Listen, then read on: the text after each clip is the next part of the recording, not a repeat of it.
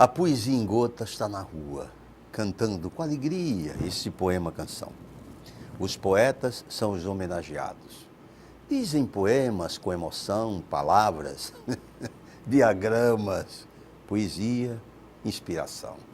Soneto, 2 quartetos, 2 tercetos, versos livres, haikai, tanto faz. Poesia é sentimento. Nesse momento, eu peço paz. Hoje é dia de folia, tem poesia no varal. São gotas de poemas espalhados na cidade. Vem comigo, meu amor, seja noite, seja dia, carnaval é poesia. Nessa festa, com alegria, lembro o poeta Marcos Farias e o teimoso coração do Damasceno e o Juvenal. E com esse trecho de Poesia em Gotas, eu quero saudar meu querido amigo Olegário Venceslau, que aqui está, aceitando o nosso convite para participar desse papo conosco, e sobre poesia, sobre prosa, sobre cultura popular, enfim, os caminhos que você, as estradas que você vai pisando e vai deixando coisas belas para a gente, né? Publicações. Seja bem-vindo ao nosso programa, obrigado por aceitar o nosso convite.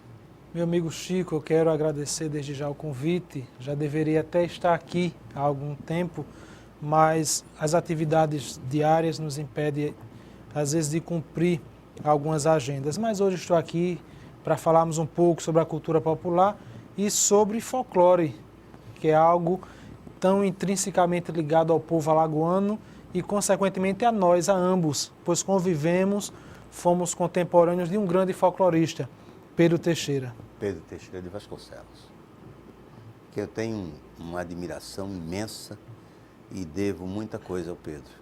Hoje eu sou artista e quem teve que colocou isso na minha cabeça, no meu caminho, foi o Pedro Teixeira de Vasconcelos, uma memória que eu tenho do Pedro extraordinária. E não só a mim, como a muita gente, Pedro formou muita gente. Foi realmente um grande educador, né? Sem dúvida. E de lá da Chão Preta, da sua terra, né? É verdade. Falar em Pedro é remeter às minhas origens, lá da Zona da Mata, da Chão Preta, é falar das andanças do folclore, não só em Alagoas, como no Brasil inteiro. Pedro, ele ultrapassou as barreiras, os limites geográficos de Alagoas, levando o que temos de melhor, que é a nossa cultura. E falar em cultura, Paulo, é falar nas nossas tradições do guerreiro, do pastoril, do reizado. E lá em Chão Preta, nós temos uma estreita relação com esses folguedos, porque eu costumo dizer que todo champretense já nasce ouvindo o trupé do coco de roda, o trupé do guerreiro, e nós nos familiarizamos desde menino com essa questão folclórica, essa questão cultural. Vocês têm uma influência, até pela proximidade também, para ali, para Viçosa, né? Sem dúvida, Chico. A Viçosa, nossa terra-mãe, de onde herdamos essa veia cultural tão peculiar do nosso povo, tivemos na pessoa de Dr. Theo Brandão, nosso grande expoente. Dr. Theo Brandão, que com o seu trabalho sobre cavalhada, que logo mais também iremos nos debruçar sobre o assunto, ele, juntamente com outros grandes nomes de Viçosa, como Zé Maria de Melo, Aloísio Vilela, José Pimentel Amorim, formaram naquela região o que nós conhecemos como Escola Folclórica de Viçosa, onde cada um deles, Chico, é interessante que cada um deles se ateve a uma peculiaridade do nosso folclore. Por exemplo, Dr. Aloísio Vilela. Os estudos de Aloísio Vilela foram exclusivamente sobre cantorias e sobre o coco de roda. José Pimentel Santos, que foi médico em Viçosa, José Pimentel Amorim, ele se debruçou sobre a cultura popular, mas no viés das medicinas populares, do curandeirismo, das ervas, não é? Já Dr. Theo, ele se ateve à questão dos folguedos natalinos, como o guerreiro, o reizado, o pastoril. E Dr. Zé Maria de Melo, outro grande nome de Viçosa, ele se ateve à questão das crendices populares, dos mitos, das lendas. Logo, a Chão Preta, como filha de Viçosa, herdou todo esse legado de tradição e hoje nós, como champretenses, tentamos de alguma maneira perenizar o que um dia nós aprendemos dos nossos antepassados. É muito interessante essa divisão, né, de pensamentos, de linhas de ação dentro do folclore, da cultura popular, né, dentro do folclore. Como você disse, então, um pesquisou sobre as raízes, sobre as plantas, as ervas. O outro foi pesquisar sobre os mitos, as crendices. Esse que pesquisou sobre os mitos foi Dr. José Maria de Mello. José Maria de Mello. Que inclusive foi político, prefeito em Viçosa. Sim, sim, foi presidente da Academia Alagoana de Letras. Exatamente, exatamente. Sim. Nosso conterrâneo de Viçosa e Champreta. Não é? É muito interessante. Então, toda aquela influência daquela região ali de Viçosa, né? Então, vocês herdaram tudo aquilo, né, rapaz? Exatamente. Viçosa, Chico, foi a grande escola do folclore alagoano. As heranças cambembes, dos índios cambembes, que lá foram os nativos da nossa região, fizeram com que a Champreta e a Viçosa se tornassem um celeiro de grandes vultos do folclore.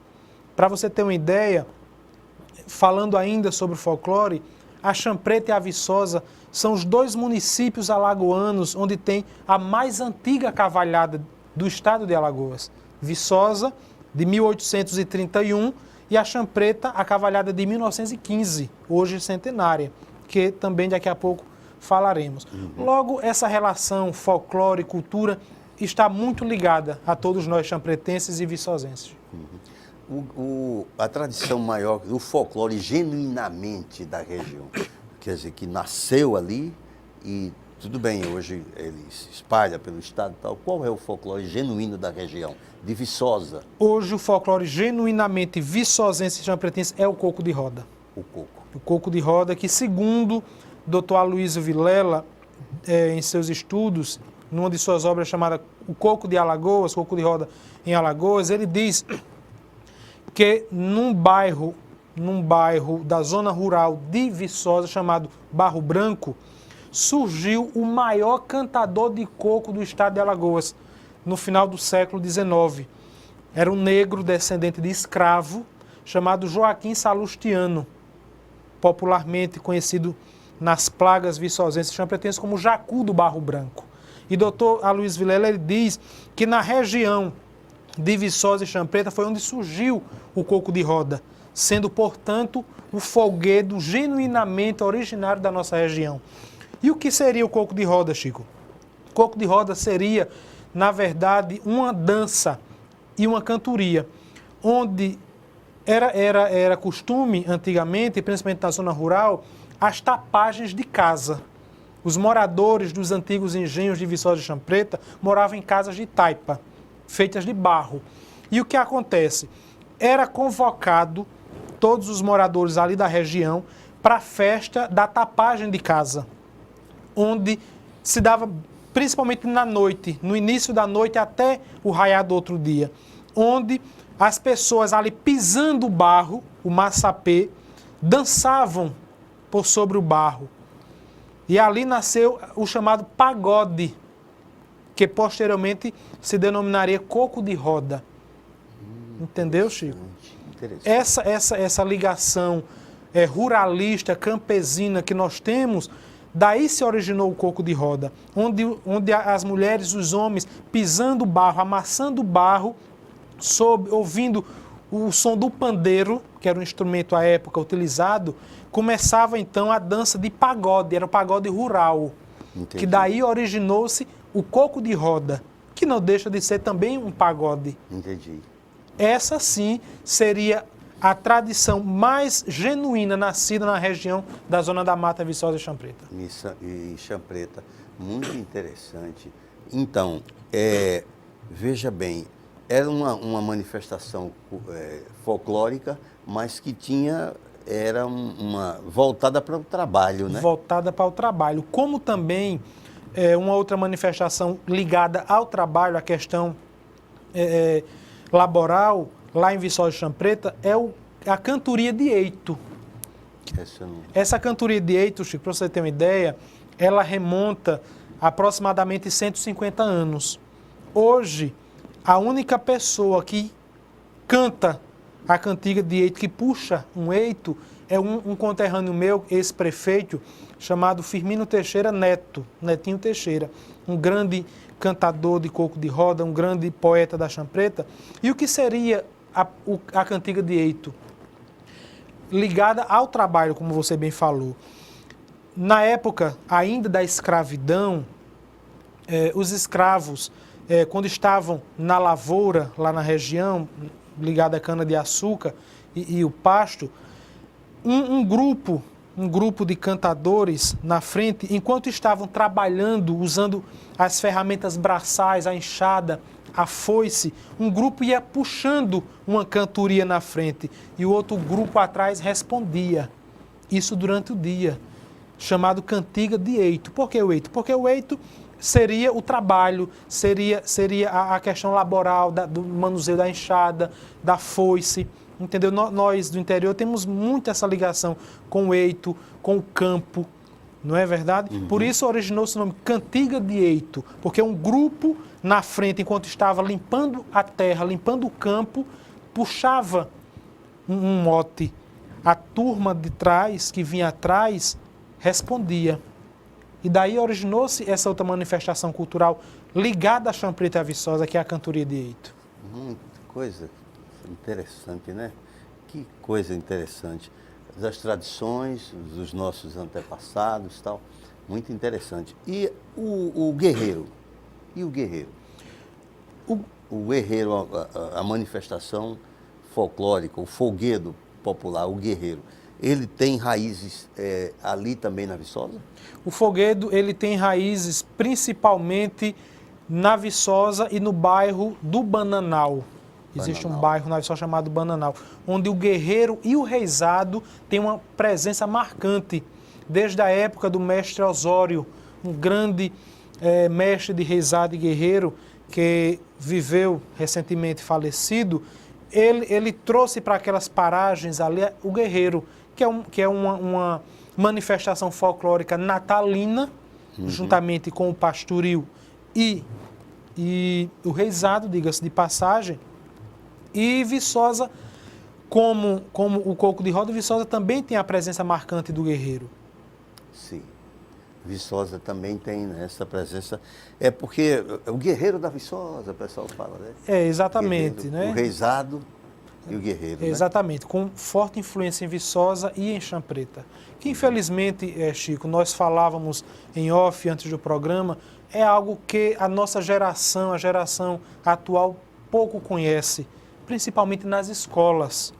E me faz lembrar aqui um trabalho que Pedro Teixeira fazia aqui em Maceió, que era levar esses folguedos, levar esse conhecimento popular até a sala de aula, não é? Onde muitos maceoenses, como você bem disse, hoje galgam um certo patamar social, mas a isso deve-se, contudo, ao esforço que Pedro Teixeira teve em levar a cultura, levar o conhecimento até aqueles que, infelizmente, à época não tinham condições até de frequentar uma escola, como você bem falou, não é? E a cultura, de certa forma, ajudou e ajuda a despontar e mostrar novos talentos, que Alagoas com certeza tem, mas, infelizmente, Chico, vive até no anonimato e que precisa, com isso, vir à luz do dia. Porque, como você bem falou, até Jorge de Lima, trocando de miúdos, Jorge de Lima, um alagoano de escola,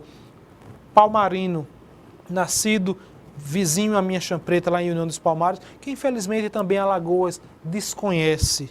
Né? É lamentável, nós sentimos, porque grande parte dos nossos literatos, dos nossos folcloristas, dos homens da cultura, infelizmente, são ainda anônimos para a nossa sociedade. Exatamente. E sobre isso a gente vai dar continuidade a essa conversa, que está sendo muito interessante, esclarecedora, depois do nosso intervalo, onde a gente vai tomar um cafezinho aqui no Café com Poesia. Já já a gente volta.